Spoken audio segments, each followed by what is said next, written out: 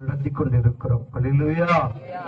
காலம் நாட்கள் பொல்லாதவைகளால் காலத்தை என்ன செய்யுங்க, பிரயோஜனப்படுத்திக் கொள்ளுங்கள் என்று சொன்ன வேத வசனத்தின்படி காலங்களை பிரயோஜனப்படுத்தும்படி ஒரு சின்ன கூட்டமாய் எழும்பி நிற்கிறோம். அல்லேலூயா. புதிதாய் ஆண்டவருடைய ஜனங்கள் வரவிட்டாலும் ஆண்டவர் அறிந்த பிள்ளைகள் இந்த இடத்துல வந்திருக்கிறோம். ஆமென். அல்லேலூயா. பவுலும் சீலாவும் சிறைச்சாலையில துதித்த பொழுது அவர் வேதம் சொல்லுது, துதித்து ஜெபித்த பொழுது கேட்டுக்கொண்டிருந்த யாவர்களையும் கர்த்தர் விடுதலை. இந்த துதிய ஆராதனையை கேட்டிருக்கிறாங்க, வார்த்தையை கேட்கிறாங்க. நிச்சயம் இந்த விதை ஒரு நாள் முளைக்கும். ஒரு நாள் அறுவடையை காண்போம் என்கிற நம்பிக்கையில இந்த இடத்துல சீரழும வந்து நிற்கிறோம். அல்லேலூயா. மனந்திருமங்கள் பரலோக ராஜ்யம் சமயத்திருக்கிறது என்று முதல் நாள் கூடுகிற பொழுது நிகழ்ச்சியை நம்ம என்ன செஞ்சோம், பிரசங்கித்தோம். அல்லேலூயா. இரண்டாவது நாள் தேவன் அற்புதம் செய்கிறவராய் இருக்கிறார், அவரை அண்டிக் கொள்ளுகிறவர்களுக்கு தேவன் நன்மை செய்கிறவராய் இருக்கிறார் என்று ஆண்டவர் பேசினார். இந்த மூன்றாவது நாள் அவர் சத்தியத்தை பேச விரும்புகிறார். ஏன்னா உலகத்துல அற்புத அடையாளங்கிறது எல்லா இடங்களிலும் உண்டாயிரும், எல்லா இடங்களிலும் கிடைத்திரும். ஆனா ஒரு மனிதனுடைய ஆத்மா விடுதலை அவன் நடக்கக்கூடிய வழியை போதிக்கிற ஒரே தெய்வம் என்று பார்த்தால் அது நம் ஆண்டவராகிய இயேசு கிறிஸ்து மட்டுமே.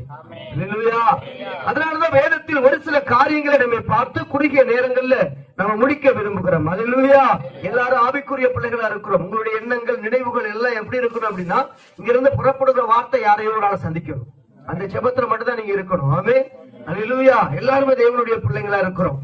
வேதம் சொல்லுகிறது, அவருடைய நாமத்தின் மேல் விசுவாசமா உள்ளவர்கள் யாவரும், அவரை ஏற்றுக்கொண்ட யாவரும் அவருடைய பிள்ளைகளா இருக்கிறாங்க. யோவான் புஸ்தகம் 4ஆம் அதிகாரம் சொல்லப்படுகிறது. எடுத்து வாசிங்க. யோவான் புஸ்தகம் 4ஆம் அதிகாரம் 21 இருந்து 24 வரைக்கும் நீங்க வாசிப்பீங்க அப்படின்னா, அதற்கு இயேசு ஒரு மைக்கில வாசிக்கலாமே, யாராவது ஒருவர் வாசிங்க, அப்படித்தான் நிறைய எல்லா ஜனங்களுக்கு கேட்கும். அதற்கு இயேசு, நான் சொல்லுகிறதை நம்பு.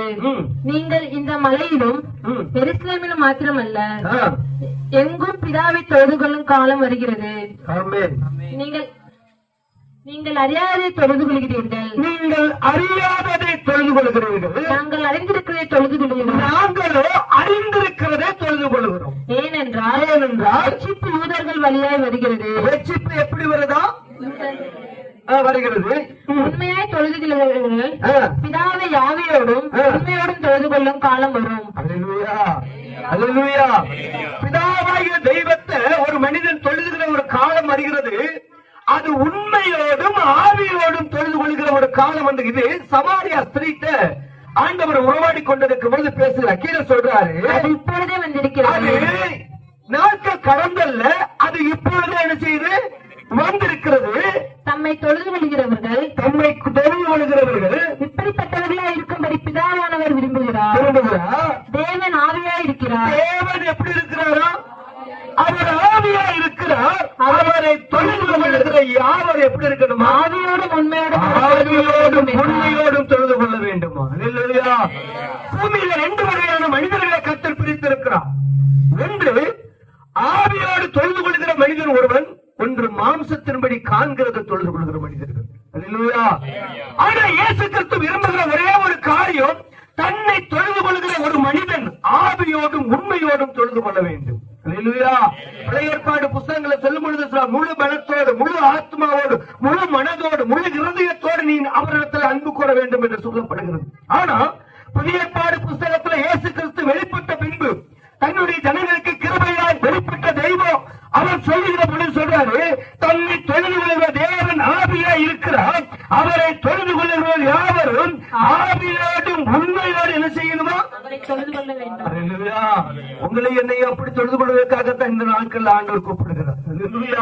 இந்த நாளுடைய இந்த நற்செய்தி கொடுத்தோட நோக்கம் என்னன்னா, நீ கண்டு விசுவாசிகளை காணாத விசுவாசிக்கிறவன் பேர் பெற்றவனா இருக்கிறான், அவன் வெளியேறப்பட்டவனா இருக்கிறான், அவன் பாக்கியவானா இருக்கிறான். அதனால இந்த நாட்கள்ல நீ காண்கிறது அல்ல, இந்த பூமியில பார்க்கிறது அல்ல, நீ பூமியில கண்டு தொழுது கொள்கிறது அல்ல, காணாத ஒரு தேவன் ஆவியா இருக்கிறார். அவரை தொழுது கொள்ளும்படி உங்களை என்னை கர்த்தர் ஆவியோடு தொழுது கொள்ளும்படி ஆண்டவர் இந்த நாட்கள் அழைக்கும்படி நம்ம வெளிப்பட்டிருக்கிறார்.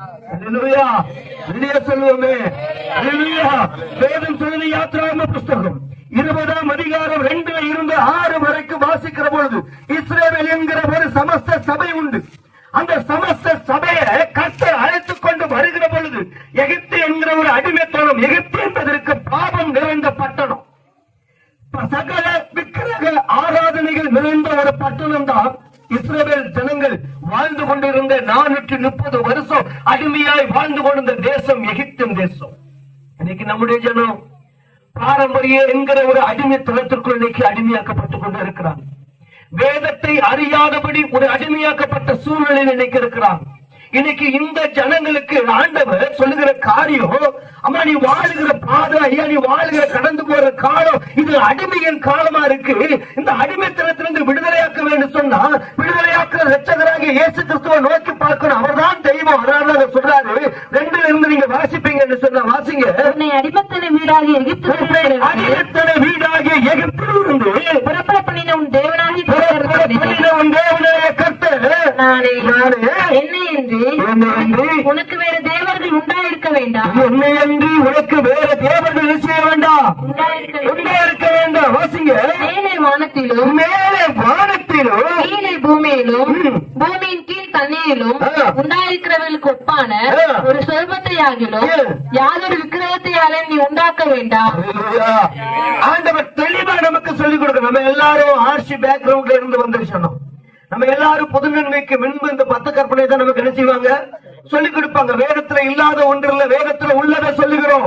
வேதம் சொல்லுகிறது. அவர் சொல்றாரு என்னை அன்றி உனக்கு வேற தேவர்கள் உனக்கு உண்டாயிருக்க வேண்டாம், வேற ஒரு தெய்வம் வேண்டாம். இந்த தெய்வம் நீ எனக்கு ஒப்பனையாக என்னுடைய சாயலாக ஒரு விக்கிரகத்தையோ ஒரு சொருபத்தையோ நீ என்ன செய்ய வேண்டாம், நீ உண்டாக்க வேண்டாம். இன்னைக்கு ஓவியம் ரீதியில இன்னைக்கு அநேக ஏற்றுநரை போல அநேக ஓவியங்களை இன்னைக்கு நம்ம பார்க்கிறோம். ஆனா ஆண்டவர் சொல்லும்போது சொல்றாரு இதெல்லாம் எனக்கு ஒப்பனையா எழுச்சியாத செய்யாத. ஏன் செய்யாத? கீழே சொல்றாரு நீ அவைகளை நமஸ்கரிக்கவும் சேவிக்கவும் வேண்டாம். தேவனாகிய கர்த்தராய் இருக்கிறனா தேவனாய் இருக்கிற ஏன் எரிச்சல் உள்ள தேவனா இருக்கிறார்? நீங்கள் நானும் தகப்பன் என்பது ஒருவரை மாத்திரம் கூப்பிடுகிறோம். இந்த பூமிக்குரிய தகப்பனை ஒருவரை மாத்திரம் தகப்பன் என்று சொல்வோம் என்று சொன்னார். பரம தகப்பன் நமக்கு ஒருவர் மாத்திரமே. அவரே நமக்கு தாயினும் மேலானவர். அவர் நம்மளை தூக்கி சுமக்கிற தெய்வம், நம்மளை இருவரையும் தாங்கி வந்த தெய்வம். அவர் சொல்ற நான் தான் உனக்கு தகப்பன், நான் தான் உனக்கு தெய்வம், நான் தான் உனக்கு தகப்பன். வேற ஒரு தகப்பன் இருக்கக்கூடாது, வேற ஒரு தெய்வம் இருக்கக்கூடாது. என்னுடைய சாயல்ல எந்த ரூபத்தை நீ படைக்க கூடாது, உருவாக்க கூடாது. ஏன்னா நான் தெய்வம், நான் ஆவியா இருக்கிறேன். அவர் ஆவியா இருக்கிற தேவன். எங்கெல்லாம் தொழுது கொள்கிறோமோ, எந்த வேலையெல்லாம் கூப்பிடுகிறோமோ அவங்க இடத்துல கர்த்தர் இறங்கி வந்து நமக்கு மறு உத்தரவு கொடுக்கிற ஒரு தகப்பன். அவர் சொல்றாரு ஆபத்து காலத்துல என்ன நோக்கி கூப்பிடு, வேற யாரையும் கூப்பிடாத, வேற உறவுக்காரனை கூப்பிடாத, சொந்தக்காரனை கூப்பிடாத, அப்பான்னு சொல்லாத, சித்தப்பான்னு சொல்லாத. ஒரே சொல்றாரு நான் தான் உனக்கு தகப்பன், நான் தான் உனக்கு உதவி செய்கிறேன். ஆபத்து காலத்துல என்ன நோக்கி நீ கூப்பிட்டீங்கன்னா நான் உனக்கு மறு உத்தரவு எழுவேன். ஏன்னா என் சாயல்ல எதையும் நீ உருவாக்காத, உருவாக்கி அதை நமஸ்கரிக்காத. அதனாலதான் ஆண்டவர் சொல்றாரு. அந்த அர்த்தம் சொல்றாரு பாருங்க, எரிச்சலுள்ள தேவனாய் இருந்து நான் எப்படிப்பட்டவரா இருக்கிறார் ஆண்டவர்? எரிச்சலுள்ள தேவனாய் இருந்து என்னை பகைக்கிறவரை அப்பான்னு கூப்பிடவரை அப்பான்னு கூப்பிடாம போன ஆண்டவர் சொல்றாரு என்னை பகைக்கிறவனை குறித்து பிதாக்களுடைய அக்கிரமத்தை பிள்ளைகளிடத்தில் 3ஆம் தலைமுறை மட்டும் விசாரிக்கிறவராய் இருக்கிறேன். அவர் சொல்றாரு தகப்பன் தாயின் செய்கிற பாவம் இந்த பூமியில பிதாவாகிய தெய்வத்திற்கு கொடுக்கக்கூடிய அந்த ஸ்தானத்தை மகிமையின் தகப்பன் விடுதலைக்கு ஆண்டு வெளிப்பிடப்பட்ட குமாரனாகிய இயேசு கிறிஸ்துவுக்கு ஒப்பனையாக வேற எதையாட்டு நீ வச்சு வணங்கி அவருக்கு விரோதமா நீ செயல்படுவே என்று சொன்ன அவர் சொல்றான் எரிச்சல் உள்ள தேவே உன் அக்கிரமத்தை நான் பிள்ளைகளிடத்தில் செய்வேன், விசாரிப்பேன். இது சத்தியம், இது வேதம் நமக்கு கற்றுக் கொடுக்கிற சத்தியம். இது அநேக இடங்களில் மறைக்கப்பட்டுக் கொண்டிருக்கிறது. இந்த மெய்யான சத்தியத்தை கர்த்தர் சொல்றாரு. சொல்றாரு ஆண்டவர் என்னிடத்தில் அன்பு கூர்ந்து என் கற்பனைகளை கைக்கொள்கிறவனுக்கு 1000 தலைமுறை வரைக்கும் என்ன செய்வேன்? இறக்கம் செஞ்ச பிள்ளைங்க 1000 ஆண்டு அரசாட்சியில் அமர போறோம். எந்த ஒரு வருஷம் தன் பிள்ளையாக இயேசு கிறிஸ்துவை சொந்த ரட்சகராக ஏற்றுக்கொள்கிறானோ அவனுக்கு 1000 வருஷம் இந்த பூமியில இறக்கம் செய்கிறவன் மட்டுமல்ல, அவனை சிங்காசனத்தில் அமர வச்ச 1000 வருஷம் இந்த பூமியில ஆளும்படி கட்ட செய்கிறது. அதனால அவர் சொல்றாரு நான் தான் தெய்வம், என்ன தவிர வேற தெய்வமே இல்லை. அவர் சொல்றாரு, உபாகம புஸ்தகம் 6ஆம் அதிகாரம் 14வது வசனத்தை வாசிக்கிறவர்கள் அங்க சொல்லப்படுது, உன்னை அழிக்காதபடிக்கு உங்களுக்கு சுற்றிலும் இருக்கிற ஜனங்களின் தேவர்களாகிய அந்நிய தேவர்கள் என்ன செய்ய வேண்டாம், நீங்க பின்பற்றா இருப்பீர்களாக. உன்னை சுற்றிலும் உன் ஜனத்தை சுற்றிலும் இந்த தேசம் சுற்றிலும் எங்க இருக்கிற அந்நிய தெய்வங்களுக்கு அந்நிய ஜனங்களுக்கு மத்தியில் வாழுகிற உன்னை என்னை கத்த சொல்றாரு, நீ அந்நிய ஜனங்களுக்கு மத்தியில் வாழ்ற.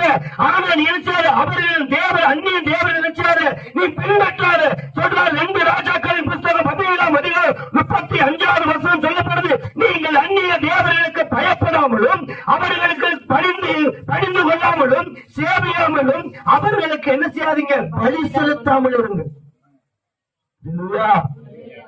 என்ன செய்யறோம்?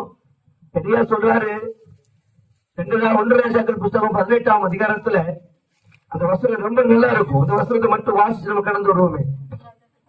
18ஆம் அதிகாரம் 21வது வசனத்தை வாசிங்க. அப்பொழுது எலியா சகல ஜனத்தண்டைக்கு வந்து நீங்கள் எந்த மட்டும் ஆண்டவர் கேட்கிறாரு, ஐயா நீ கிறிஸ்தவன் தான், நான் தெரிந்து கொண்டு வந்தா, நீ வெளி சொல்ற கிறிஸ்தவன் தான் இல்லைன்னு சொல்லல. அவர் சொல்ற, நீ எந்த மட்டும் குந்தி 2 நினைவுகளால் நடத்துவீர்கள். கர்த்தர் தெய்வமானால் அவரை பின்பற்றுங்க.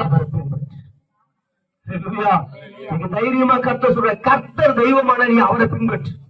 பாகா தெய்வமான என்ன செய்ய, அவனை பின்பற்று. நீங்க 2 தான். ஒரு ஆப்ஷன், இயேசு கிறிஸ்துவ தெய்வமா ஏற்றுக்கொண்டு அவருக்கு நித்திய ஜீவன் உண்டு.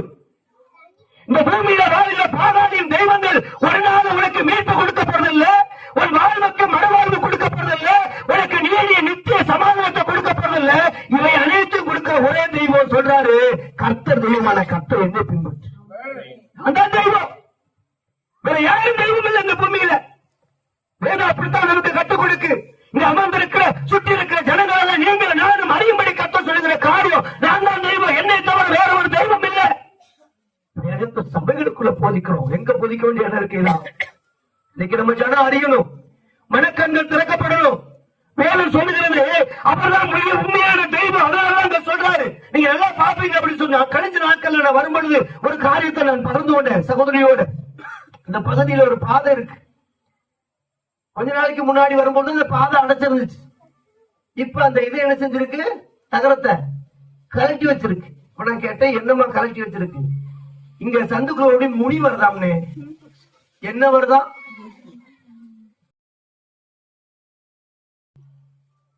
புரியுதா உங்களுக்கு?